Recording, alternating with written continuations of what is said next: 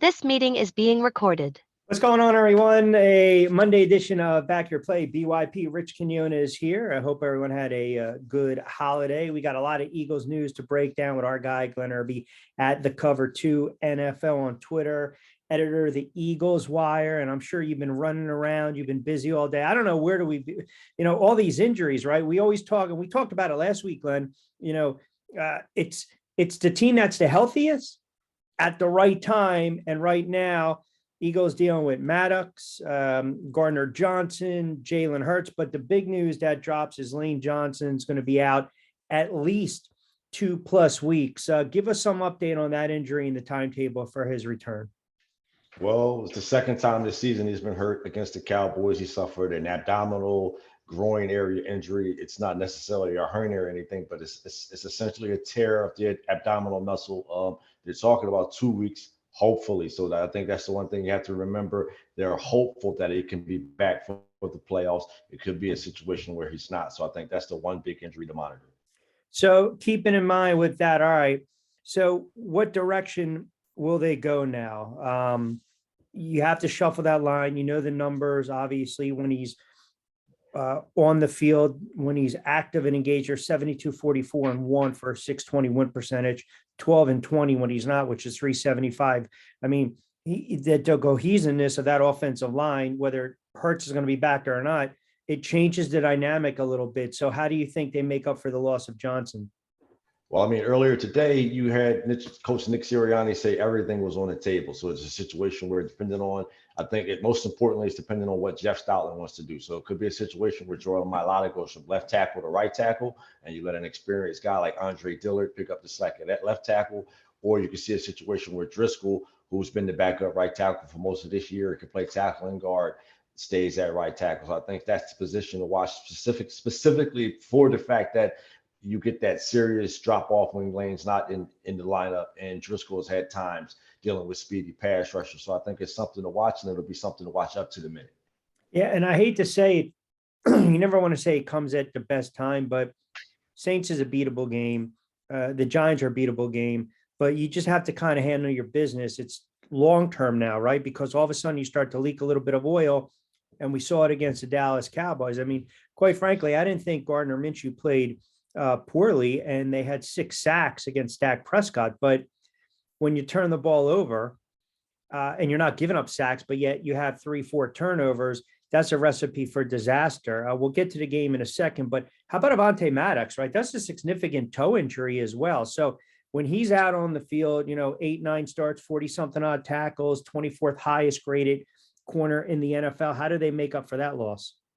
Well, I think that'll be the thing to see too. I think Sirianni talked about CJ Gardner-Johnson. He'll be eligible to be activated, but when you're talking about a lacerated kidney and things of that nature, we're not sure. So I think that the ideal setting would be for him to take over in the slot. I talked about Maddox being the most important defender, the most important player on that defense, and I don't think people totally understand just how good he is, because he's a good guy in the slot. He could play man-to-man in the slot. It allows Darius Slay and Bradbury to do what they do on the corner. Neither guy's going to hop in the slot, and neither guy's going to switch sides that often. So I think it's a situation where his loss is the biggest one. So you need someone that'll allow those two guys to play man on the corner and do the things that they do. When you have the zone and you have communication issues like you did on the 3rd and 30, that's because Maddox he's not in the game.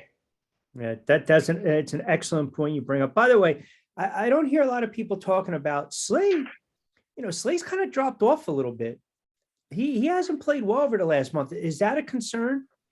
Not really. I think like the 3rd and 30 play, for example, I think if you watch it and then you go back and watch some of the plays from earlier in the year, I think his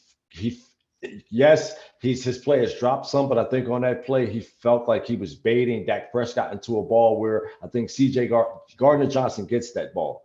And right. I think Josiah Scott could have either, this is not the 80s, so you can't necessarily knock a player out, but he could have made a good contact with Hilton on the play, or he could have gotten the ball had he had the range and ball skills of a guy like Gardner-Johnson. So I think from that standpoint, his play has dropped some, but you got to look at the guys that he's played against. He had a bad game against McLaurin. He's given up some plays in that combination man zone they're playing, and a lot of that is happening when Maddox is not in the game. I know the turnovers, those are things you can kind of clean up. You got to, like, defensively, the pressure they were getting up front, as I alluded to. They didn't give up a sack, and they got to Dak Prescott 6 times. So they should have some opportunity Sunday against the Saints, and if need be, against a bad Giants offensive line to close out the season. And then you've got Jalen Hurts. See, what happens now is now you start to tighten up a little bit, right? You wanted to get that game under your belt. The Eagles wanted to get that win against Dallas, have everything wrapped up. You can kind of rest, no worries. Now you start to, tighten up a little bit. And I'm not going to say the Saints are a pushover, but hey, listen, man, when teams are still mathematically in it or they want to get things on film, on tape, then they're going to come at you and they're going to play hard. Do you anticipate Hurts will be under center Sunday? I think he'll try. I think they're good enough to beat the Saints with Gardner Minshew in the lineup. I think, like you said, they have to cut down on the turnovers, make plays in the secondary, get off the field on third down. But I think he's 2-0 against the Saints. He's had 2 of his better games as a pro against them. So I think from that standpoint, he's going to try, using that as a mental edge and things of that nature. But they need to get it over with. So like you're saying, they don't need to take this down to week 18 and have to have all those important guys still playing against the Giants. So whatever it is, whatever game plan scheme they have to come up with, they need to get it over this week. So I think he'll try to play. And then at that point, it gets another 2 weeks of rest. Yeah, I was thinking about it too from this side where you get the win and then, you rest up the guys. I don't know. I think they can beat the Saints without Jalen Hurts. But I know when we spoke last week, you brought up an interesting point too.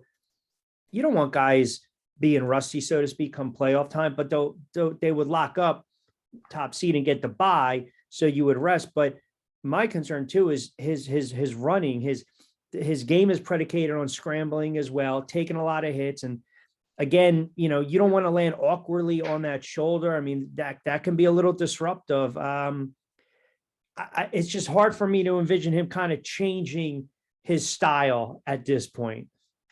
Well, I mean, these guys are pro coaches. They get paid a lot of money. You see a guy like Shane Steichen. He's a coach. He's a coach in waiting. He's a guy. He's going to be a hot candidate. So from that standpoint, if you do play him, scheme out a game plan that, quick throws, good pace, things like that. You just want him on the field. You want the Saints to have to prepare for him. Even if you don't play him, I think they'll dress him. But I think, with the Vikings not losing, right, with the Cowboys playing well, you've lost that cushion that he had. So that push, that nervousness you're talking about, that cushion is gone now. So however they do it, they need to come up with a solid game plan that gets the Saints out here, get these guys some rest, and then it works out well because they're not all missing a month or so, but it's going to be a couple of them that need that month off anyway. Oh yeah. MVP odds, Mahomes clearly now the favorite at -500, Burrow +600, Hurts dropped to +900. At this point, I think the Eagles just want a healthy Jalen Hurts. They want a healthy Lane Johnson. Really not concerned anymore about the MVP race because the way the NFL is right now, the way the season's playing out, you start to get these injuries, man, at the worst time, and you start to leak a little bit of oil, man, I'll tell you that, teams can be one and done in the playoffs. We've seen it. I mean, right now, the priority is get the win on Sunday. It doesn't matter if you get out of there 10-6, get the win on Sunday against the Saints. Do you still believe if they do get home field, even if Hurts is 80-85% and still no Lane Johnson, do you still think they have the horses to get to the NFC Championship and ultimately get to the Super Bowl? They're still the best team in NFL. I think you've seen where their 2 losses, they had 4+ turnovers, played a miserable ball game, and still within striking distance in a possession. So they're still the best team in the league. I think Lane is big from the standpoint that any of the teams that get in the playoffs are going to have solid pass rushers. So it's a situation where when he's there, he's there. You don't have to shot. You don't have to slide anybody to his side. He can play one-on-one, so you can kind of mix and match in the interior and do other things. When he's not there, now you're sliding, or you're having to have a running back chip or have the tight end stay. So you have to kind of scheme differently. But I think they're still the best team. I think they still have the horses. They have the best defense. But I think it's about seeing if you can get Maddox back, and if not, how to make up for that and going from there. Yeah, look, they don't turn the ball over and Hurts is playing, they win that game. Even if they don't turn the ball over and Minshew's playing, they win that game. I mean, you look statistically, that game was fairly fairly even when you really think about it. I mean, neither team really ran the ball exceptionally well. That's another thing. I think the Eagles, once the playoffs roll around, I think knowing that you have a banged up offensive line and a banged up quarterback who most likely will be under center, they still have to try to establish the run a little bit, especially down the road. If say they meet San Francisco in the NFC Championship, that's how you negate that pass rush. I mean, do you think Sunday they'll start to crank up Sanders a little more? I think you have to. I think last week, Sanders and Kenneth Gainwell, they got about an equal share of the snap. So I'm not sure what's going on from that standpoint. But regardless of who's back there, I think you have to run the ball. I think you have to get some of these guys like Driscoll and other guys running downhill. So even if they're not the best pass blockers, they could be solid in the run game. So I think you have to kind of reestablish that dominance up front and allow things to trickle down from there. And even like you said, even if you have to dominate up front, win the time of possession, you want to win the game against New Orleans, get the home field advantage, get your guys rested up, and figure out a way to stay sharp and clean up some of the mess. Yeah, Sanders 21 for 65, Gainwell 4 for 17. They ran for 87 total, not including Minshew, the 5 yards. And then the Eagles get back Goddard, which opens things up a little bit. Maybe not as many targets that he wants, but still, if you're going to double team him, if you're going to get a linebacker on him, you're going to get the mismatch. It opens things up for Smith and Brown, and they had a monster game. DeVonta Smith now, I remember last year everyone was saying, here we go. And I thought it was going to take a year or so, a season for him to kind of get comfortable and then accepting that A.J. Brown is the number one threat. But he's really had a nice year, DeVonta Smith. Oh, he's a star. I think the biggest thing you were wondering if you'd be able to fit with Brown. And I think you saw that first game where you had AJ Brown and Jalen Hurts, the chemistry they had, the two being best friends. But I think he's the perfect guy with the perfect demeanor to be a sidekick or a Batman or whatever, but he's a flat out star. He's actually the toughest receiver on the team. So I think, you have the guy that's the bigger receiver. He's more of the deep threat, the vertical guy, the big play guy. But when you need a big catch or you need a physical catch, it's been DeVonta Smith. So I think the sky is only the limit for him going up. 27 receptions over the last 4 games, and he's averaging well over 100 yards. 3 out of his last 4, he's at 100, including a $126 against Chicago, and had the monster game early on in the season against Washington, 169. You like the Eagles in this spot against a very inconsistent, you don't know what Saint team is going to show up. I mean, to me, even if you look at the line 3.5, 4, I just think the Eagles are just too good. I see them laser focused now because they understand how important it is to get that extra week off. Right, I think so. I think the Saints are relying on Kamara and Taysom Hill's the combo. They're not really getting much from the quarterback position. So I think from that standpoint, it's just about getting out here. The Eagles are pissed off. You have guys angry. So it's just about them responding well, like you said, regaining that dominance up front, getting things fixed in the secondary, and I think they'll be fine. Yeah, and I misspoke. I said 3.5. That line, I was looking at the Giant line. I apologize. That line's 6.5. 6.5. Yeah, 6.5. And the Saints, I get it, 6-9. They want to try to finish off the season strong. A little false sense of security when winning the last couple of games. Hey, real quick, before I let you get out of here, I know you watch the games over the weekend. I mentioned earlier today, I thought Hackett was going to be on the hot seat in Denver. I didn't think there was going to be a reason to keep him. You get an interim coach for a year. For a week or two, not the end of the world. But then I thought, you lose, you give up 51, national window, national TV. It had to be done. So he's out, 4-11 campaign with the Denver Broncos. But how much blame do we place on the feet of one Russell Wilson, who I tried to think of a quarterback who's had a drop off like him? And maybe you can help me. The only one that I really can think of, and it was really the end of his career, was Peyton Manning when he had the noodle arm. Other than that, the 2 seasons prior to the noodle arm season, Peyton Manning still had a little juice left, 55 touchdowns, 39 touchdowns, relied on the defense. I thought that's what Denver was looking for in Russell Wilson. So I'm curious, any surprise that Hackett's gone, and how much blame do you put on Russell Wilson? I think you give Russell Wilson about 75% of the blame. We're talking about, you have a NFL head coach, but some guys are more suited to be coordinators or play callers. than they are head coaches. But I think it's hard to fathom a guy getting all the money he gets. And even if you have an inadequate head coach, you have to be able to account for 3 or 4 wins yourself if you're a star, a Pro Bowler, a future Hall of Famer making $45 million a year. So I think the inability to connect on deep passes, intermediate passes, just to falling off the cliff, that really can't happen. And if that was the case, then you probably shouldn't have taken the money and you probably shouldn't have asked to be traded. But I think to look like a below average guy, that's all on him. Yeah. The new head coach has to be an offensive guy, but you still have to figure out, what his limitations are, what's going on, what's wrong, and what he's seeing at this point. Traded 2 first-rounders, 2 second-rounders, 3 players, and they signed him to a contract extension before he even took a snap with them. So correct. So you can't trade him. I mean, it's a monster deal. Who's going to take him with that body of work? So I think at that point, you kind of know the offensive geniuses or the offensive coordinators or the guys that know how to push the ball downfield or get the most out of their quarterbacks. Those are the guys that can jump to the head of the line for that job. yeah, he's not even cooking. It's like let him microwave. I mean, he's not even doing that. It's just the simplest, the smallest, simplest throws he's not connecting on. And I'm not understanding I think it goes deeper though, man. It's just my opinion. I see the mannerisms, the body language, how his teammates react. I mean, you've had several blowups now on the sideline, and that speaks volumes if you think about it. I mean, he's not going to get in anyone's face. He's going to cover his mouth with the football. Like I said, he might be the nicest guy in the world. I think there's an aspect of fakeness, trying a little too hard. And guys see right through that, man. And when you're stinking up the joint and you're making that kind of money, I don't know. Can you think of a quarterback that's had a drop off like that?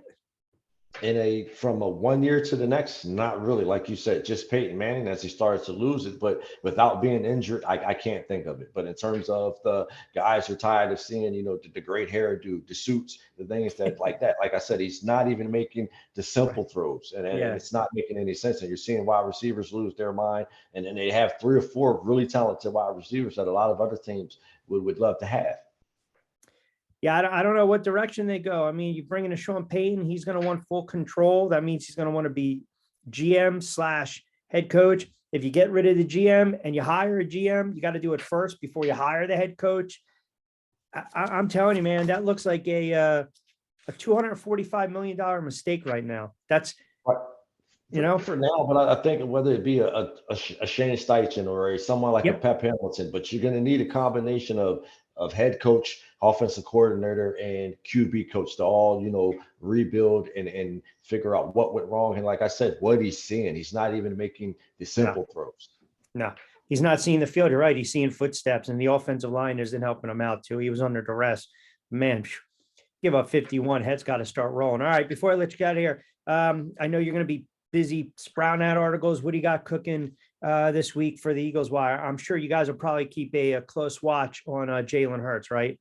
For sure. At this point, it's just the injury watch. You thought it would simply be Jalen Hurts, but at this point, you're trying to figure out who's out, how they're going to adjust, who's going to play where. So it'll be a tight week, but they'll go from there. But I think at this point, it's just about, like we say, cleaning up the messes, getting ready, getting physical, regaining the line of scrimmage, and getting the Saints out of here so you can get some rest and get some confidence back. Everyone's got to give these guys a follow at the Eagles Wire. And of course, Glenn, the THA cover 2 NFL on Twitter. Editor does a great job. I always appreciate you making a couple moments time for me, my friend. We will definitely talk after the Saints game. We got a lot of playoffs to get into. Got another week to put everything kind of to bed in the NFL. But I'll leave you with this, man. I think this is one of these years where, you get a team that maybe we didn't expect to make a late run. You get them in, they might be able to do some damage. Well, without a doubt, but I think they have to get in. They have to do the things they need to do. You have other teams like the Niners. You have some good teams. So in terms of they need home field advantage, I think it suits them. They need to rest. They need to regroup. But I think at this moment, the Super Bowl is theirs to win in terms of personnel, no doubt, coaches, games, and things like that. This is the year to do it. Yep, absolutely. You just got to get healthy and be out there. So, all right, brother, I appreciate you jumping on a couple minutes on a Monday edition of BYP Pal. We'll talk. Appreciate you having me on. Happy holidays. Happy New Year if I don't speak to you before the end of the year. Absolutely. You got it, my man. All right.